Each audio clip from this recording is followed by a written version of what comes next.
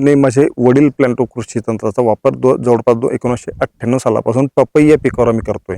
तर या कांद्याला मी सुरुवातीला खत व्यवस्थापनामध्ये कांद्याची लागवड झाल्यानंतर कांद्याची उगवण ही जोमदार व्हायला पाहिजे आणि एक समान व्हायला पाहिजे, यासाठी मी या कांद्याला जवळपास ठिबकद्वारा एकरी 1 लिटर प्लॅन्टो ड्रिप अधिक सल्फर एकरी 1 किलो या पद्धतीने ठिबकद्वारे त्याला खत दिलं। 8 ते 10 दिवसामध्ये मला असं जाणवलं की माझ्या कांद्याची जी उगवण आहे ती फार जोमदार झाली। ती उगवण झाल्यानंतर दुसऱ्या उगवण होताच कांद्याची फुटवे ही चांगले निघायला पाहिजे, की जेणेकरून फुटवे जर चांगले आले तर आपल्याला अधिकाधिक फुलदांडे मिळतील, आपल्याला फुलं मिळतील आणि उत्पादनात वाढ होईल। फुलदांडे अधिक येण्यासाठी आपल्याला फुटवे पाहिजे, तर त्या फुटव्यांसाठी मी आपल्या ह्या कांदा पिकाला ठिबकमधून एकरी 5 किलो 1261 अधिक प्लॅन्टो कंपनीचे पीस टीम या पद्धतीने या कांद्याला ठिबकद्वारे डोस दिला। प्लॅन्टो कंपनीच्या उत्पादनांचा आपल्या शेतामध्ये सर्व पिकांवर वापर करावा असं मी सर्व शेतकऱ्यांना विनंती करेन।